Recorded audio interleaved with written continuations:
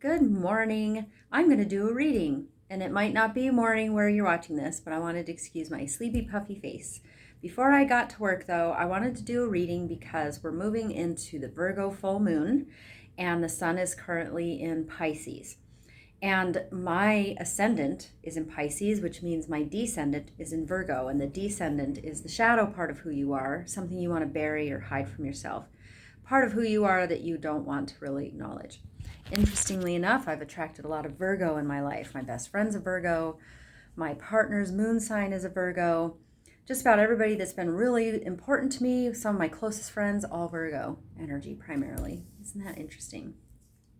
So until I recognize why that is, I'll keep attracting Virgo. But I digress.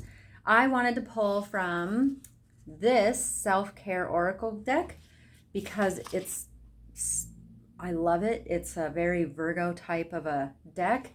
And I drew from this Work Your Light Oracle deck because it's probably my other favorite deck, but in a more etheric way, very Pisces. Because Pisces embodies, it's the last sign of the zodiac, so it embodies all the signs before it.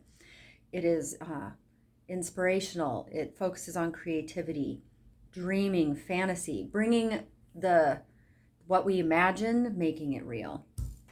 And so I love that kind of energy.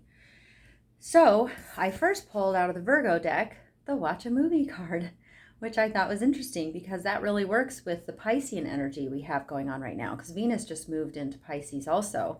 So a way to love yourself, as Venus likes, is to watch a movie. Get inspired. What movies inspired you the most as a kid? Maybe you revisit those. Or is there a way you could be a leader and watch a movie that inspires you in that realm? Because I pulled the Priestess card out of the Work Your Light deck.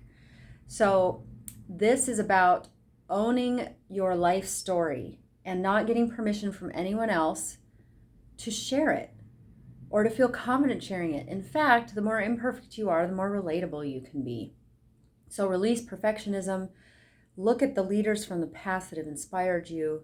What about them inspired you? And how can you be the leader that you admire? Maybe being raw and real. Step out of perfectionism and understand that your path is unique and there's some specific perspective you have to offer people, regardless of where you're at in your path, that can inspire others, whether it's through social media, whether it's one-on-one, whether it's with the group that you work with or live with.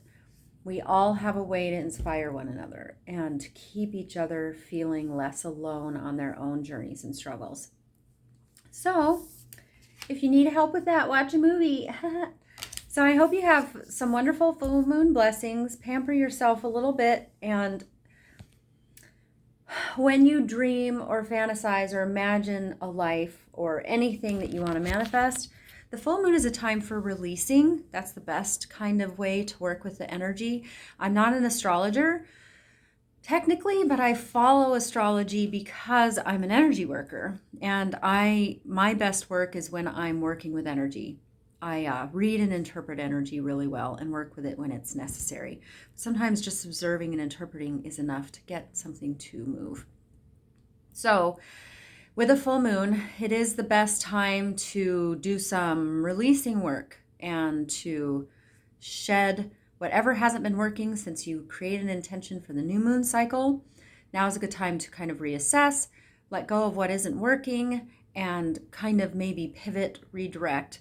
And maybe watching a movie would be inspirational in order to do that. And see how you lead others and how other people are looking up to you. I think that's an important message right now. And just imagine what the world would be like if it was everyone was doing what was best, not just for themselves, but for others. Not living in fear, but trust, faith, and compassion. So I hope you have a wonderful full moon cycle. I appreciate you watching, listening, etc. And I'm going to go get to work.